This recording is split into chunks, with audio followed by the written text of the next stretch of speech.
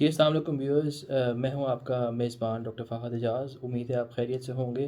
तो इस YouTube channel पे आपको अब से हम जो क्रिकेट सीज़न हमारा अब इंशाल्लाह स्टार्ट होने जा रहा है, तो उसकी आपको latest updates, latest news, latest views, opinions and players performances और उनकी टीम्स के ऊपर जो डिफरेंट सिनेरियोज़ हैं उसकी सारी डिस्कशन मिलेगी। So today we are starting off with the final of the tri nation series that is happening in UAE Sharjah. तो ये बहुत इंपॉर्टेंट ट्राई नेशन सीरीज थी, एज यू ऑल नो कि from the perspective of Asia Cup that is going to happen just round the corner in about 4 to 5 days time. तो आज tri series का final है। We all know the best of the two teams, Pakistan and Afghanistan have qualified for the final, और both teams have won 2 games out of in fact 4 games जीते हैं। तो ये बहुत ज़रूरी था कि आज देखें कि हम कि कौन सी बेस्ट टीम्स हैं एंड व्हाट विच की players are to watch out for. तो इसमें जो हम अभी देखेंगे कि आज जैसा कि Pakistan won their opening game against Afghanistan and lost their the second game जो उनकी अफगानिस्तान के साथ हुई। सो यूएई से दोनों जीते, लेकिन Pakistan one one against Afghanistan and Afghanistan also one one against them. So both teams have one their 3 games and they have qualified for the finals, और यूएई कोई मैच नहीं जीत सका। तो पर्सपेक्टिव के हवाले से पाकिस्तान के लिए ज़्यादा इंपॉर्टेंट ये था कि heading into this tournament they were heading into this tournament, और बहुत क्रिटिसिज्म था कि the likes of Babar Azam and Mohammad Rizwan जो कि पाकिस्तान के बहुत एक्सपीरियंस कैंपेनर्स थे, they were missing from this setup, और उनके लिए T20 टीम में जगह बनाना मुश्किल था। Reasons are we all know that, but certainly performance is a very important factor जिसकी वजह से both of them were omitted from the squad। और उसके बाद this was the first big test of this young squad under the captaincy of Salman Ali Agha. और हमने देखा है कि बड़े अच्छे तरीके से मैं समझता हूँ कि Pakistan team still I think they perform really well and still the combinations are going on कि किसको किस नंबर पे लेके जाना है। But I think we should back our young boys, we should back this young squad and not only back this young squad from the point of view, from the perspective कि ये एक different look lineup है, but I think Salman Ali Agha and the new coach Mike Hesson, they should be given time to prove their credentials। और बहुत ज़रूरी भी था क्योंकि ये वर्ल्ड स्टेज है, it's a different ball game, और इंटरनेशनल लेवल पे compete करना so against India it's going to be a tough ask, और especially जो young boys हैं who are playing their first multi-nation series of this or of this stature. तो I think it's very important कि हम उनको time ज़रूर दें and we should keep this combination for the world T20 that is going to happen in India and Sri Lanka इन 2026। तो वो एक इसकी बिल्डअप है।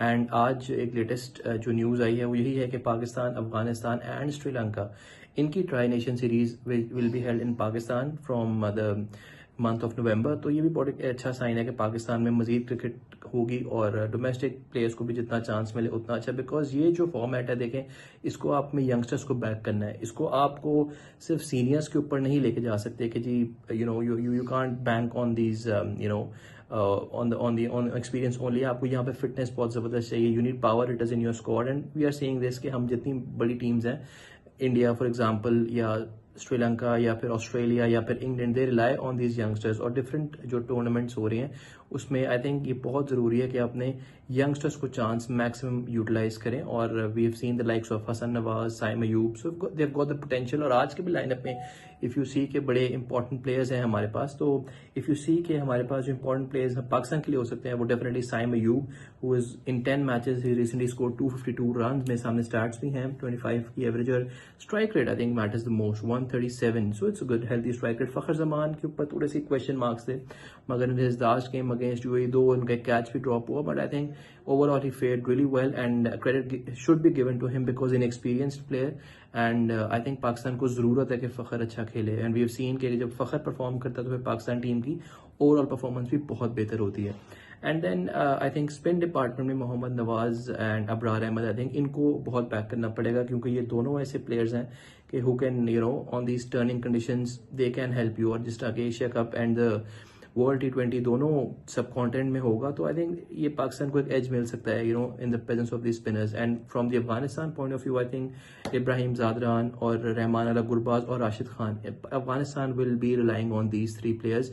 और बहुत की रोल होगा आई थिंक राशिद खान का particularly he is the captain, man in form, और उनकी 9 मैच में 20 विकेट्स हैं आई थिंक। सो जो रिसेंट उनके 10 मैचेस हुए हैं, रिसेंट डेटा अगर हम देखें तो उनके 20 विकेट्स हैं at an average, at an economy of 6.18। So I think not bad at all, and he is played in multiple tournaments, और 100 में भी जाते हैं, बिग बैश में भी इसका पार्ट रहे हैं, तो आई थिंक उनको एक्सपीरियंस है और ही लीड वेल।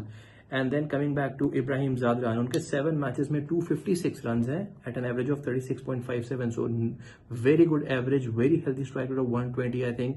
तो अफगानिस्तान को ये 2-3 प्लेयर्स जो हैं वो बहुत अच्छा उनका एक वो कर सकते हैं going to the Asia Cup. इनके लिए बहुत ब्राइट चांसेस हैं if these players outshine. And Pakistan again has a tough ask, because एक तो उनको अब इंडिया का चैलेंज भी आएगा, तो I think they should keep themselves mentally prepared कि इसमें देखें प्रेशर नहीं लेना। Psychologically I think this team has very less baggage to carry forward, तो this is going to be positive point, इसको लेके पॉजिटिव चलना चाहिए। एंड वील होप कि keeping the past away from them, ये बहुत इंपॉर्टेंट टूर्नामेंट है and they will be performing to their best. So keep stay tune, हम इसके पोस्ट मैच एनालिसिस भी करेंगे कि क्या हुआ इस टूर्नामेंट में और what future holds in store for Pakistan cricket. Thank you.